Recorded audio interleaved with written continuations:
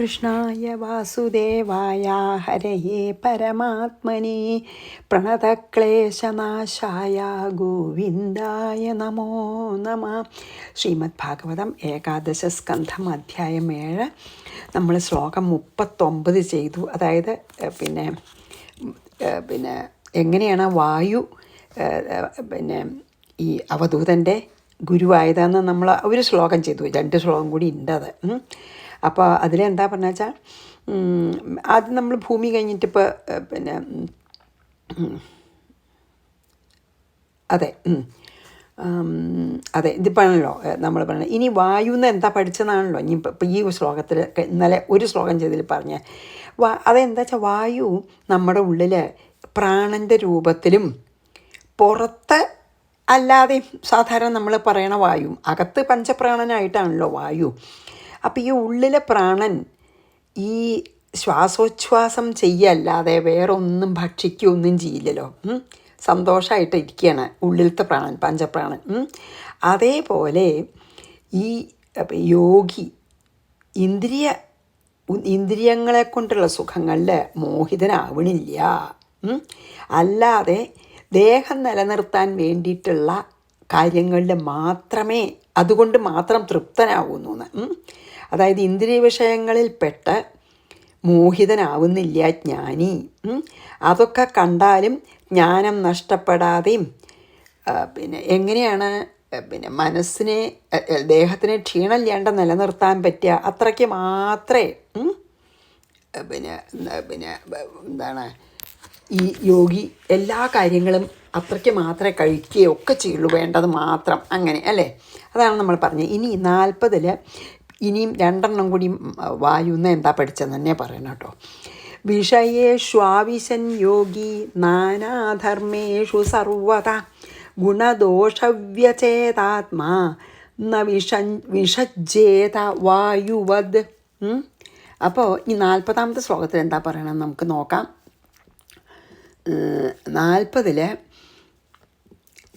വായുവിനെ പറ്റി പറഞ്ഞ കേട്ടോ. സർവത, അതായത് 4 ഭാഗത്തും നാനാധർമ്മേഷു, നാനാവിധങ്ങളായ ധർമ്മങ്ങളുടെ വിഷയങ്ങളിൽ ആവിശൻ പ്രവേശിച്ച് ഗുണദോഷ വ്യഭേദാത്മാ, ഗുണദോഷങ്ങളെ വിട്ടുപിരിഞ്ഞ മനസ്സോടുകൂടി ഒന്നിലും അറ്റാച്ച്ഡ് ആവുന്നില്ല. അതാണ് എനിക്ക് ഞാൻ വരാം.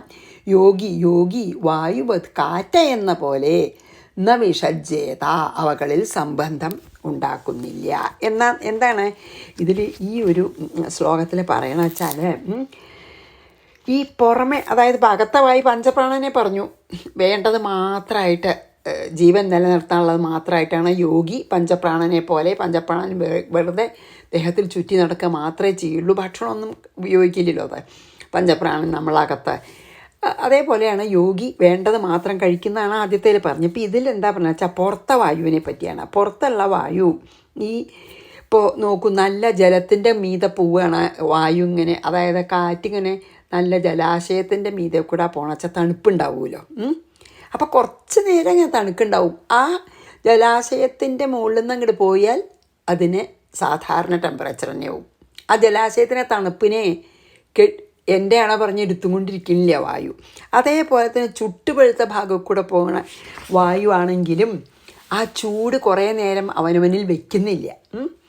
അതായത് അതേപോലെ തന്നെയാണോ പിന്നെ ഇപ്പോൾ ഭൂമിയുടെ ഒരു എന്താ പറയുക, തന്മാത്രയായിട്ടുള്ള ഗന്ധം, ധാരാളം പൂവൊക്കെ ഉണ്ട്, അല്ലെങ്കിൽ ചീത്ത സാധനങ്ങളെ മീതെ കാറ്റടിക്കുകയാണെങ്കിൽ ചീത്ത ഗന്ധം ഉണ്ടാവും. ഇനി അതും വരുന്നുണ്ട് കേട്ടോ ഇതിൽ. അപ്പോൾ ഈ ഒരു ശ്ലോകത്തിൽ എന്താണ് പറയണ വെച്ചാൽ, ഈ വെള്ളമാണെങ്കിലും തീയാണെങ്കിലും അവരുടെ അടുത്തു കൂടെ പോകുമ്പോൾ വായു കുറച്ച് നേരം തണുത്തതായിട്ടും ചൂടുള്ളതായിട്ടും തോന്നും. പക്ഷേ അതിന് ആ സ്ഥലം അങ്ങോട്ട് കഴിഞ്ഞാൽ അപ്പം അത് സാധാരണ പോലെയുമാണ്. അതുപോലെയാണ് ഈ യോഗി. അതാണ് ഞാൻ പഠിച്ചതെന്ന് പറയുകയാണ് ദത്താത്രേയന്. അപ്പം ഞാൻ എന്താ പഠിച്ചാൽ, ഒരു യോഗി ഒന്നിലും ആസക്തനാവാതെ ഇരിക്കണം എന്നാണ് ഞാൻ വേറൊന്ന് വായു എന്ന് പഠിച്ചത്. അതായത് കിട്ടിയത് മാത്രം തൃപ്തിപ്പെടണം എന്ന് ആദ്യത്തേൽ പറഞ്ഞു. ഇതിലെന്താ പറഞ്ഞ വെച്ചാൽ, ആരൊക്കെയായിട്ട് സംബന്ധം ഉണ്ടായാലും അവരൊന്നുമായിട്ട് ആസക്തി ഉണ്ടാവരുതെന്നാണ് ഞാൻ വായു എന്ന് വേറൊരു കാര്യം പഠിച്ചത് എന്ന് പറഞ്ഞു. ഇനി 3ാമത്തെ ശ്ലോകം വായുവിനെ പറ്റിയിട്ട് തന്നെയാണ്. 40 വായിച്ച് 41 പോവാം. വിഷയേഷ്വാഭിസംയോഗി നാനാധർമ്മേഷു സർവദാ ഗുണദോഷവ്യപേതാത്മാ ന വിഷജ്യേത വായുവത് പാർത്ഥിവേഷ്വിഹ ദേഹേഷു പ്രവിഷ്ടതദ്ഗുണാശ്രയഃ ഗുണൈർന യുജ്യതേ യോഗി ഗന്ധൈർവായുവിരാത്മദൃക്. ഇനിയാണ് പറഞ്ഞത് എന്ത്, പൃഥ്വിയുടെ ഒരു തന്മാത്രയായിട്ടുള്ള ഗന്ധത്തിനെ വായു കൊണ്ടു നടന്നാലും കുറേ നേരം കൊണ്ട് നടക്കില്ല. അതേപോലെ തന്നെയാണ് യോഗി. അതായത് നല്ല ധാരാളം പൂക്കളുള്ള ദിക്കിൽ കൂടെ അടിക്കണ കാറ്റിന് കുറച്ചേരം ഒരു വാസനയൊക്കെ ഉണ്ടാവും. അത് കഴിഞ്ഞ് കുറച്ചങ്ങോട്ട് കഴിഞ്ഞാൽ സാധാരണ കാറ്റാവും. ദുർഗന്ധമുള്ളിടത്ത് കൂടെ പോയാലും അതെ, കുറച്ചേരം ഒരു ദുർഗന്ധമുള്ള കാറ്റ് വരും.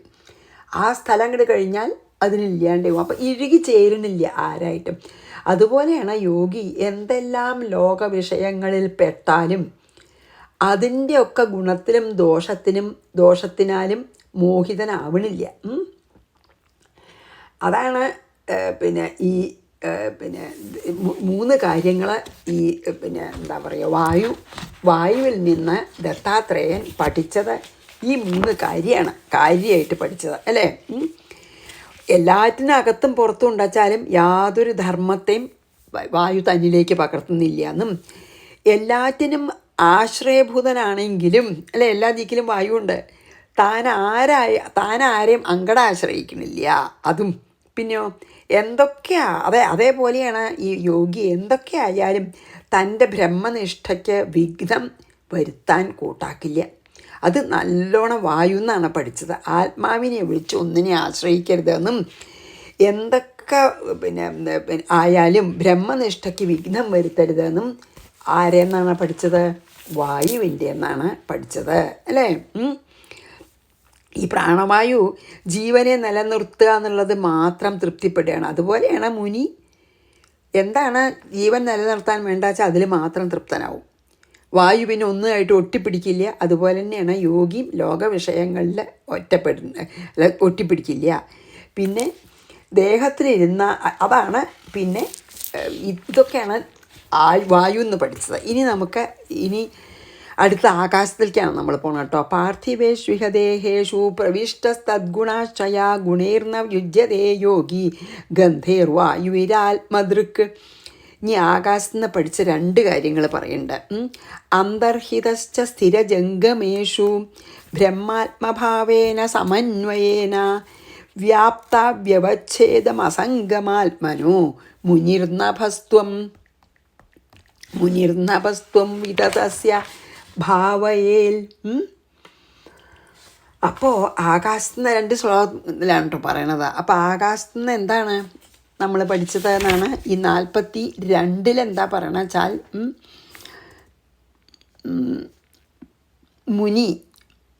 മുനി അതായത് യോഗി എങ്ങനെയാണ് എന്താ ആകാശത്തുനിന്ന് പഠിക്കണം? അന്തർഹിതഹാച്ച ദേഹത്തിലിരുന്നാലും സ്ഥിരജംഗമേഷു ഈ സ്ഥാവരങ്ങളും ജംഗമങ്ങളുമായ വസ്തുക്കളിൽ അതായത് സമന്വയേന വ്യാപ്തിയാൽ ബ്രഹ്മാത്മഭാവേന ബ്രഹ്മഭാവത്തോടു കൂടി ഉണ്ടാവുന്നത് കൊണ്ട് വിതതസ്യ എവിടെയും ആത്മാവിന് സമസ്തം ആകാശതുല്യതയും അസംഗം ആരോടും സംഘം ഇല്ലായ്മയും അവ്യവച്ഛേദം യാതൊരു വ്യത്യാസം ഇല്ലാതെയും ഭാവിക്കണം. അതായത് എങ്ങനെ ഇരിക്കണം എന്നാണ് ആകാശത്ത് നിന്ന് എങ്ങനെ ഇരിക്കണം എന്നാണ് ഒരു യോഗി പഠിക്കണത് വെച്ചിട്ടുണ്ടോ.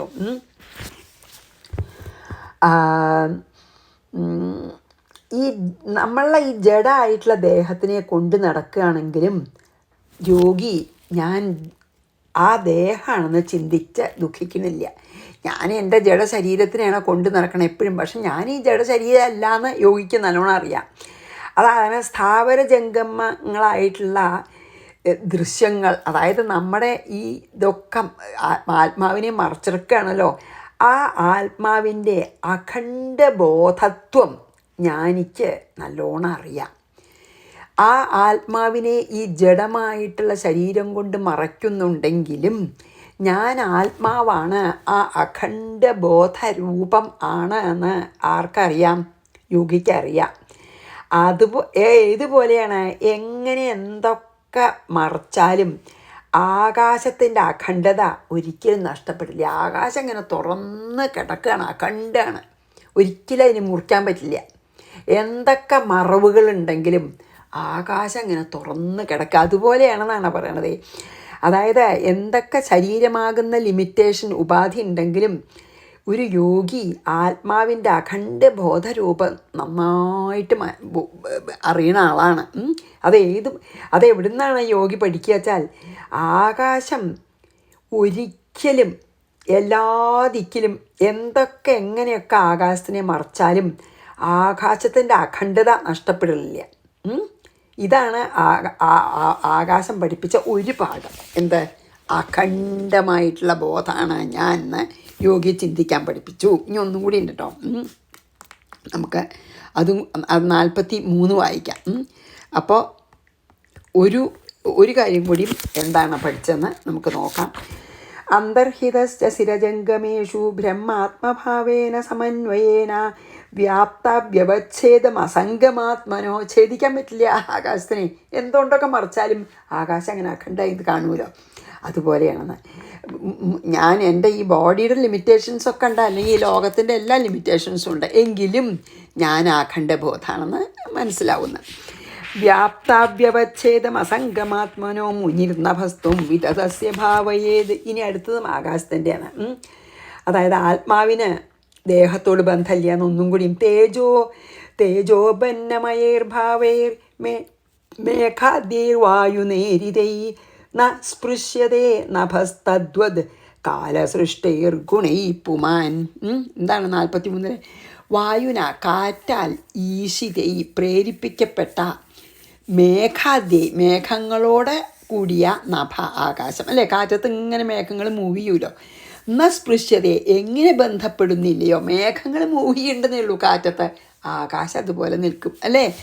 കാലസൃഷ്ടൈഹി കാലം ഉണ്ടാക്കുന്നതും കാലത്താൽ സൃഷ്ടിക്കപ്പെട്ടവയും ഗുണൈഹി ഈ സത്വ രജസ്തമോ ഗുണങ്ങളുമായ തേജോപന്നമയൈഹി തേജസ് ജലം ഭൂമി മുതലായ ദേഹങ്ങൾ മുതലായ മയൈ ദ്രവ്യങ്ങളെയും പുമാൻ ആത്മാ തദ്വത് അതുപോലെ ബന്ധപ്പെടുന്നില്ല. അപ്പം എന്താണ് ഇതിന്ന് ഈ ആകാശത്ത് നിന്ന് വേറൊരു ഇത് എന്താ പഠിച്ചു വെച്ചാൽ, ഈ തേജോപന്നങ്ങളെ കൊണ്ടോ, അതായത് തേജോപന്നം എന്ന് പറയുമ്പോൾ ഇവിടെ എന്താ പറയണത്, തേജസ്, അതായത് അഗ്നി ജലം പൃഥ്വി ഇങ്ങനത്തെ വായുവിൽ അലിയുന്ന മേഘങ്ങളെ കൊണ്ടോ, അതായത് പിന്നെ ഭൂമി ജലം എന്താ പറയുക അഗ്നി ഇവ കൊണ്ടോ, അല്ലെങ്കിൽ മേഘങ്ങളെ കൊണ്ടോ, വായുവിൽ ഇങ്ങനെ അടിച്ചു പോണ മേഘങ്ങളെ കൊണ്ടോ ആകാശത്തിന് ഒരിക്കലും ഒരു കളങ്കവും സംഭവിക്കണില്ല. അതുപോലെയാണ്, അതാണ് ജ്ഞാനി പഠിക്കണ ആകാശത്തിന്. അതുപോലെ ജ്ഞാനിയും വിഷയങ്ങളെ കൊണ്ട്, അതായത് സംസാരത്തിലത്തെ വിഷയങ്ങളെ കൊണ്ട് ഒരിക്കലും, അല്ലെങ്കിൽ വിഷയങ്ങളോട് ഒരിക്കലും സംഘം ഉണ്ടാവണില്ല, അതിനാൽ ബദ്ധനാവണമില്ല. അതാണ്. അപ്പോൾ പിന്നെ ആകാശത്തിന് 2 കാര്യങ്ങൾ പഠിക്കുന്നുണ്ട്. ഒന്ന് അഖണ്ഡ ബോധസ്വരൂപമാണെന്നാണ് ഞാൻ, പിന്നെ ഒന്നിനോടും ഒട്ടരുത്, അല്ലെങ്കിൽ എങ്ങനെയൊക്കെ ആയാലും അതൊന്നും ആകാശത്തിനെ കളങ്കപ്പെടുത്തുന്നില്ല. ഇപ്പോൾ കാറ്റത്ത് ഇങ്ങനെ മേഘം പോകണമെങ്കിൽ ആകാശം എപ്പോഴും അതുപോലെ നിൽക്കും. പിന്നെ കാറ്റോ അല്ല തീ കത്തുണ്ടാവും, ജലം ഉണ്ടാവും അവിടെ, അല്ലേ? അതൊന്നും ആകാശത്തിനെ ബാധിക്കില്ല, ഒന്നിനാലും കളങ്കപ്പെടില്ല. അതേപോലെയാണ് ജ്ഞാനി. ഒന്നിനാലും ലോകത്ത് നടക്കുന്ന ഒന്നിനാലും ജ്ഞാനിക്ക് യാതൊരു ഇളക്കവും ഇല്ല എന്ന് പറയണം. അതായത് ആത്മാവ് ഈ കാണുന്ന ഒന്നിനാലും, കാലം സൃഷ്ടിക്കുന്ന ശരീരം മുതലായ ഒന്നിനാലും ആത്മാവ് സ്പർശിക്കപ്പെടുന്നില്ല എന്ന് അറിയാം യോഗിക്ക്. അതായത് ആത്മാവ് നിത്യാണ്, യാതൊരു വ്യത്യാസവും എന്ത് തന്നെ പുറത്തുണ്ടായാലും ഉണ്ടാവില്ല എന്ന് അറിയാമെന്ന്. തേജോപന്നമയേർഭാവേ മേഘാദ്യൈർവായുനേരിതൈ ന സ്പൃശ്യതേ നഭസ്തദ്വത് കാലസൃഷ്ടൈർഗുണൈ പുമാൻ. കാലം കൊണ്ട് സൃഷ്ടിക്കപ്പെട്ടതൊന്നും ആത്മാവിനെ ബാധിക്കണില്ല. ആത്മാവ് നിത്യമാണ്, കാലം കൊണ്ട് സൃഷ്ടിക്കപ്പെട്ടതൊക്കെ ഉണ്ടായിട്ടും മറയൂലോ. അതാണ്. ഇനി പിന്നെ ജലത്തുനിന്ന് പഠിക്കുന്നതാണ് പറഞ്ഞത്. സ്വച്ഛ പ്രകൃതിത സ്നിഗ്ധോ മാധുര്യസ്തീർത്ഥ ഭൂർനൃണാം മുനി പുനാത്യപാം മിത്രമീക്ഷോപസ്പർശകീർത്തനൈഹി. എന്താണ് 44 എന്താ പറയണ വെച്ചാൽ വെള്ളത്തിൽ നിന്ന് എന്ത് പഠിച്ചു എന്നാണ്. അതായത് മുനിഹി, അതായത് യോഗി, അപാം മിത്രം, ജലത്തിന് സുഹൃത്തായി, അതായത് ജലത്തിനെ പോലെ ഇരുന്നു കൊണ്ട്, ജലത്തിന് സുഹൃത്തായി ഇരിക്കുക പറഞ്ഞാൽ ജലത്തിനെ പോലെ.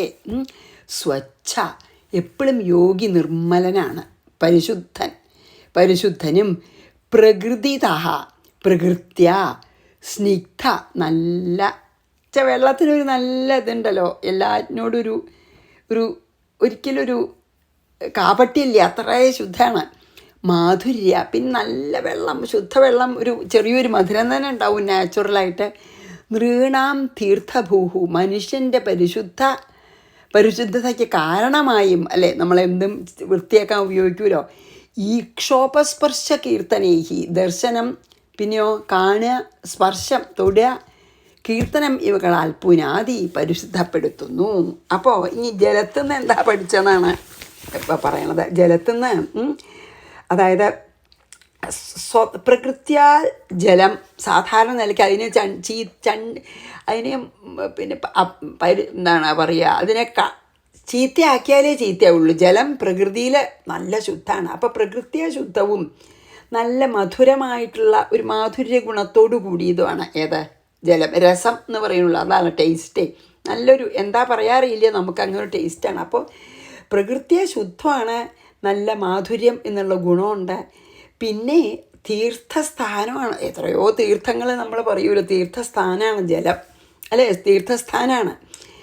ഈ ജലത്തെ കണ്ട് എന്താണ് ഒരു യോഗി പഠിക്കുക? ജലത്തിൽ നിന്ന് എപ്പോഴും ശുദ്ധനാവണമെന്നും എല്ലാവരോടും മധുരമായ വാക്കുകൾ മാത്രം പറയണമെന്നും എല്ലാവരെയും ശുദ്ധീകരിക്കാൻ സഹായിക്കണമെന്നും. അതായത് അവരുടെ മനസ്സിൻ്റെ അശുദ്ധി ഉണ്ടെങ്കിൽ ഈ യോഗിയുടെ പിന്നെ എന്താണ് സംഘം കൊണ്ട്, അല്ലെങ്കിൽ യോഗിയുടെ ഉപദേശം കൊണ്ട് അവരുടെ മനസ്സിനെ ശുദ്ധീകരിക്കാനും പറ്റും. അതായത് വെള്ളം എന്ത് ചണ്ടിത്തുണ്ടെങ്കിലും വെള്ളം കൊണ്ട് കഴുകി നമ്മൾ കളയൂലോ, അല്ലേ, വളരെ എളുപ്പമല്ലേ വെള്ളം കൊണ്ട് കഴുകി കളയാൻ. അതുപോലെയാണ് എന്ന് പറയുകയാണ് ഈ പിന്നെ എന്താണ് പിന്നെ ജലം. അതായത് ശുദ്ധമാണ്, മധുര ഗുണമുണ്ട്. ജലത്തിൽ നിന്ന് നമുക്ക് സ്വന്തം ശുദ്ധമാക്കാൻ, ബാക്കിയുള്ളവരെ ശുദ്ധീകരിക്കാനും പറ്റും ജലം കൊണ്ട്, അല്ലേ. അതാണ് അശുദ്ധി നീക്കിയിട്ട് ശുദ്ധി നൽകുന്ന ഒരു സാധനമാണ് ജലം. പിന്നെ ജീവികൾക്കൊരു ജീവനമാണ്, അല്ലേ, വെള്ളമില്ലാതെ സർവൈവ് ചെയ്യാൻ പറ്റില്ലല്ലോ. അപ്പോൾ എന്താ വേണ്ട വെച്ചാൽ ഒരു യോഗി അല്ലെങ്കിൽ ഒരു യതി മറ്റുള്ളവരുടെ ദുരിതങ്ങൾ തീർക്കാൻ സഹായിക്കണം. അതേസമയം തന്നെ മറ്റുള്ളവരുടെ ദുരിതം നമ്മളെ തീർക്കാൻ വേണ്ടി സഹായിക്കുന്ന സമയത്ത് അത് തന്നെ ബാധിക്കാനും പാടില്ല. താൻ ആ ദുരിതത്താൽ ബാധിതയാൽ പിന്നെ വേറൊരാളെ പറ്റില്ലല്ലോ. അപ്പോൾ വേറൊരാളെ ശുദ്ധീകരിക്കണം, അതേസമയം അവരെ ശുദ്ധീകരിക്കുമ്പോൾ അവനവൻ അശുദ്ധമാവും ചെയ്യരുത്. എത്ര സ്നേഹമുണ്ടെങ്കിൽ ആരായിട്ടും അങ്ങനെ നമ്മളെ ബന്ധവും അരുതെന്നും പറയുന്നുണ്ട്. ജലത്തെ പോലെയാണ് മുനിയും, അത് അടുത്തതിൽ പറയുന്നുണ്ട്.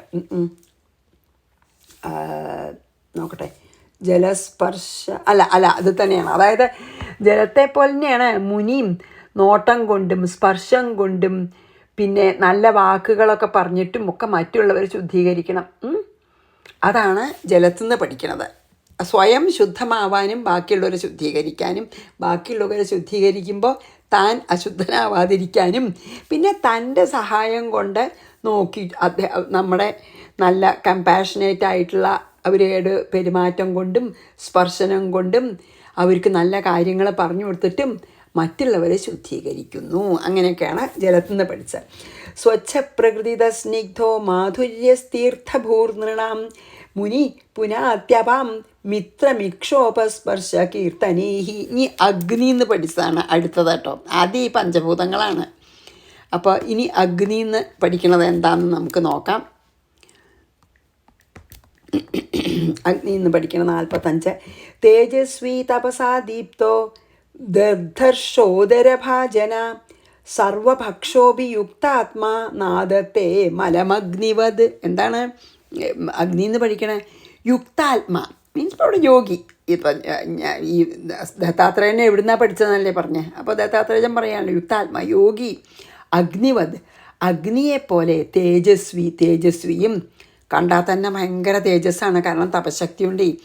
തപസാ ദീപ്ത ദുർധർഷ, തപസ്സുകൊണ്ട് ശോഭിക്കുന്നവനായും, ദുർധർമ്മ ആരാലും അടുത്തേക്ക് പോകാൻ തന്നെ വയ്യാ തോന്നും, അത്ര പ്രഭാവം, അത്ര പ്രകാശം. ഉദരഭാജന, പിന്നെ ഉദരം ഭിക്ഷാപാത്രമായി വെച്ചിരിക്കുന്നവനും, സർവഭക്ഷ സർവവും ഭക്ഷിച്ചിട്ടും കൂടി മലം അതുകൊണ്ടുണ്ടായിരുന്ന ആ ദോഷത്തെ ആദത്തെ പ്രാപിക്കുന്നില്ല. എന്താ ഇതിൽ പറഞ്ഞോ? അതായത് ഈ ഒരു നല്ല ഒരു യോഗി ജ്ഞാനം കൊണ്ട് അവരിങ്ങനെ ശരിക്കും പ്രകാശിക്കും. ആ ജ്ഞാനം ഉള്ളിലിങ്ങനെ തെളിയണത് കൊണ്ട് സാധാരണ അവരെ കണ്ടാൽ തന്നെ ഒരു തേജസ് തോന്നും യോഗികളെ. മാത്രമല്ല തപസ്സുകൊണ്ട്, പ്രത്യേകിച്ച് വലിയ തപശക്തിയുള്ള യോഗിയാണെങ്കിൽ, ജ്ഞാനോദിച്ചൊന്നുമല്ല തപശക്തിയും കൂടി ഉണ്ടെങ്കിൽ വളരെയധികം ഒരു പ്രഭ തന്നെ ഉണ്ടാവും അവർക്ക്. അങ്ങനെയുള്ളവനും പിന്നെ എന്ത് വന്നാലും ഒരു ക്ഷോഭിക്കില്ല, ശാന്തനും. പിന്നെയോ ഉദരമാകുന്ന പാത്രത്തോടു കൂടിയവനും, ഉദരാണ് പാത്രം, വേറൊരു പാത്രം ഇല്ല. അതായത് എന്താ വെച്ചാൽ ഒന്നും വേണമെന്ന് ചോദിച്ചാൽ വേണ്ട പറയും. അത്യാവശ്യം ഭക്ഷണം നിലനിർത്താൻ ആദ്യം പറഞ്ഞല്ലോ, വേണ്ട ഭക്ഷണം, ജീവൻ നിലനിർത്താൻ വേണ്ട ഭക്ഷണം മാത്രമേ വേണ്ടൂ, വേറൊന്നും വേണ്ടേ. പിന്നെ ജിതേന്ദ്രിയനാണ്.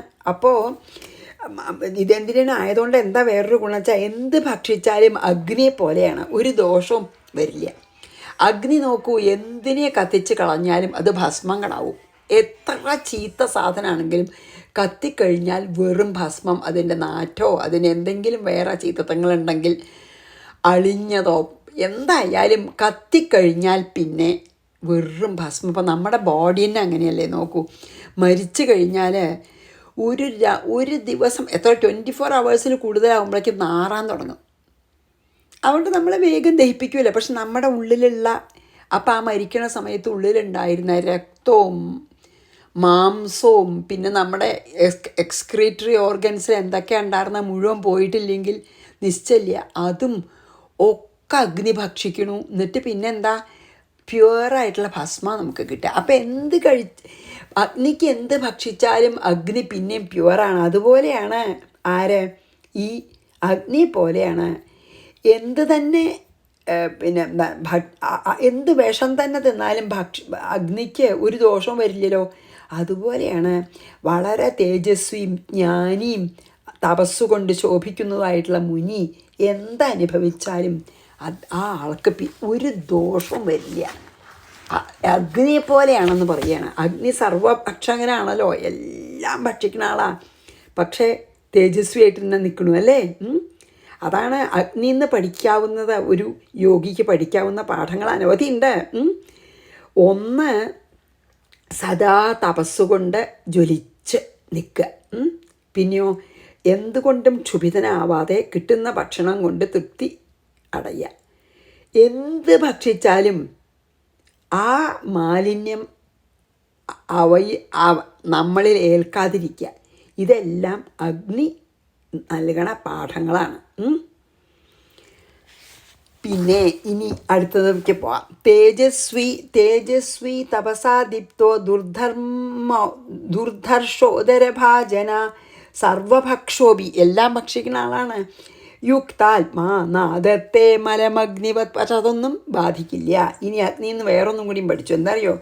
ക്വചിച്ഛന്ന ക്വചിസ്പഷ്ട ഉപാസ്യ ശ്രേയ ഇച്ഛതാം ഭുങ്ക്തേ സർവത്ര ദാതൃണം ദഹൻ പ്രാഗുത്തരാശുഭം. ഒരു കാര്യം കൂടിയും പഠിച്ചു അഗ്നിന്ന്, അത് നമുക്ക് നോക്കാം എന്താന്ന്. 46 ക്വചിത്, ചില സ്ഥലങ്ങളിൽ എങ്ങനെ ഛന്ന മറഞ്ഞിരിക്കും അഗ്നി. ക്വചിത് സ്പഷ്ട, ചില സ്ഥലങ്ങളിൽ നല്ല ക്ലിയറായിട്ട് പുറത്ത് കാണാം.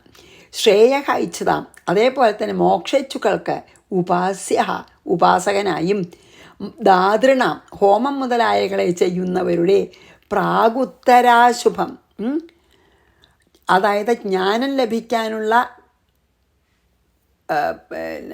അതായത് ജ്ഞാനപ്രാപ്തിക്ക് മുമ്പ് ചെയ്ത പാപത്തെ ദഹിപ്പിക്കുന്നവനുമായി സർവത്ര എല്ലാ സ്ഥലങ്ങളിലും ഭുങ്ക്തേ കൊടുക്കപ്പെടുന്ന ദ്രവ്യത്തിന് എന്താ പറയുക, ഭുങ്ക്തേ ഞാൻ ഭജിക്കുന്നു, ഹവിസ് അർപ്പിക്കുന്നത് മുഴുവൻ ഭജിക്കുന്ന. എന്താണ് ഈ ഒരു ഇതിലിപ്പോൾ അഗ്നി എന്ന് വേറൊരു കാര്യം പഠിച്ചതാ വെച്ചാൽ, അതായത് എന്ത് ഭക്ഷിച്ചാലും നമ്മൾ പറഞ്ഞല്ലോ മാലിന്യ. പിന്നെ അഗ്നി എന്താ അറിയുമോ, ഇത് അഗ്നി ചിലപ്പോൾ മറിഞ്ഞിരിക്കും, ചിലപ്പോൾ പ്രകടമാവും. മാത്രമല്ല തന്നെ ആരാണ് ഉപാസിക്കണവരെ അവർക്ക് ശ്രേയസ് ഉണ്ടാക്കി കൊടുക്കും. അതായത് തനിക്ക് വേണ്ടി ഹവിസ്സൊക്കെ അർപ്പിക്കുന്നവരുടെ ദോഷങ്ങളെ അല്ലെങ്കിൽ പാപങ്ങളെ ഒക്കെ അകറ്റും. അതാണ് അത് വേറൊന്ന് അഗ്നി പഠിക്കേണ്ടത്. അതായത് ഭഗവാൻ, അതായത് ഈ ബോധരൂപനായിട്ടുള്ള ആ ബ്രഹ്മം ഈ കാണുന്ന ദൃശ്യപ്രപഞ്ചത്തിൽ കാണുന്ന നാനാരൂപങ്ങളിൽ അതാത് രൂപം ധരിച്ചിട്ട് ഈ ബ്രഹ്മം തന്നെയാണ് വർത്തിക്കുന്നത്. അഗ്നിയും അതുപോലെ അതാത് രൂപം ധരിച്ച് പ്രകാശിക്കുന്നു. ഇങ്ങനെ സത്യത്തിനെ തെളിച്ചു കാട്ടുന്ന പലതും അഗ്നിയിൽ നിന്ന് പഠിക്കും. അതായത് അഗ്നി നോക്കൂ, പലതരത്തിലാണ് അഗ്നി. ഇപ്പം നോക്കൂ, വിറകിൻ്റെ ഉള്ളിൽ അഗ്നി ഉണ്ട്, പക്ഷെ നമുക്ക് കത്തിച്ചാൽ മാത്രമേ കാണുള്ളൂ. ആ വിറകിൻ്റെ ഉള്ളിൽ കത്താനുള്ള ശക്തി ഏത് കാലത്തും ഉണ്ട് ഇല്ലേ, പക്ഷെ കത്തിച്ചാലേ കത്തുള്ളൂ. അതാണ് ഇതിൽ പറയണത്. അതുപോലെയാണ് ഈ എന്താണ് പറയണ വെച്ചാൽ, ഈ പിന്നെ ഇടയ്ക്കൊക്കെ മറഞ്ഞും ഇടയ്ക്ക് വ്യക്തമായും ഈ ശ്രേയസ് ആഗ്രഹിക്കുന്നവർക്കൊക്കെ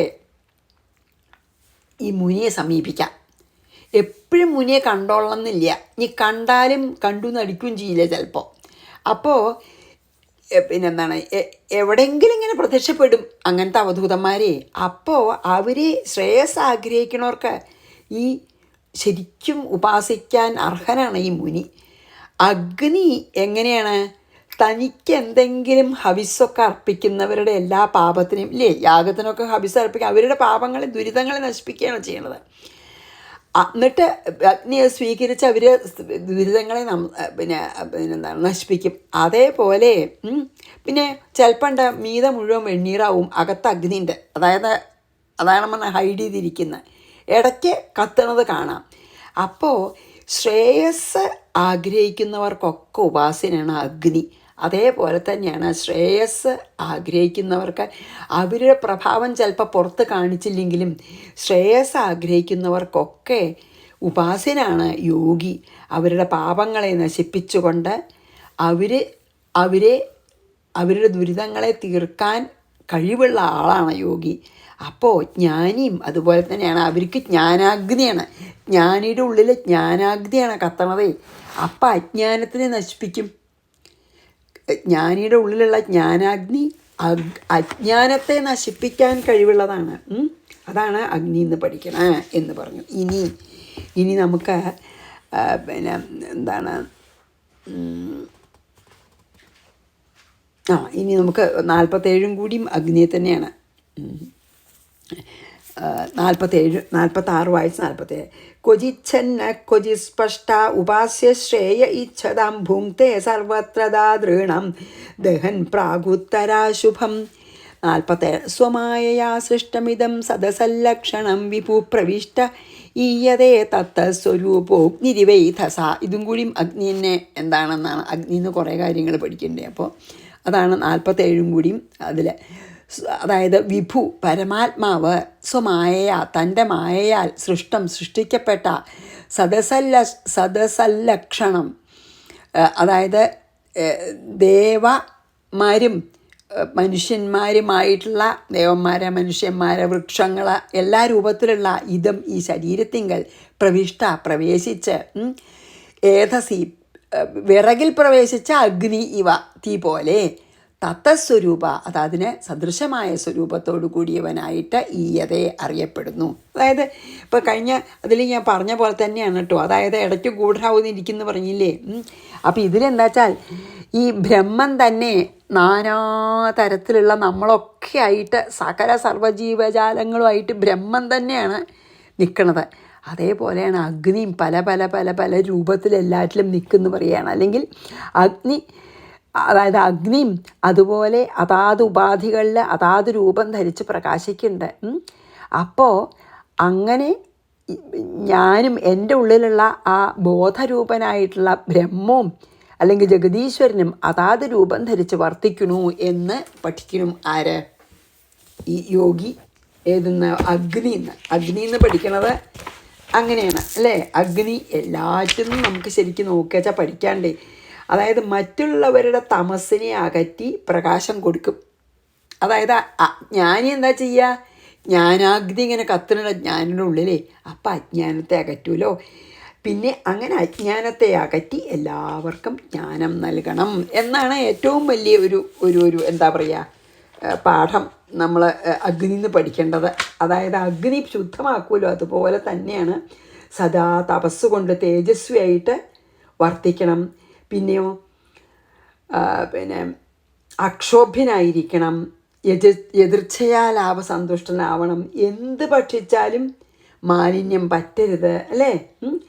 ചിലപ്പോൾ മറഞ്ഞിരിക്കും, ചിലപ്പോൾ പ്രകടമായിട്ട് കാണാം. ഇതൊക്കെ പഠിക്കുകയാണ് ആരുടെ കയ്യിൽ നിന്ന്? അഗ്നിയുടെ കയ്യിൽ നിന്ന്. ഇനി നമുക്ക് അടുത്തത് ചന്ദ്രനാണ് കേട്ടോ.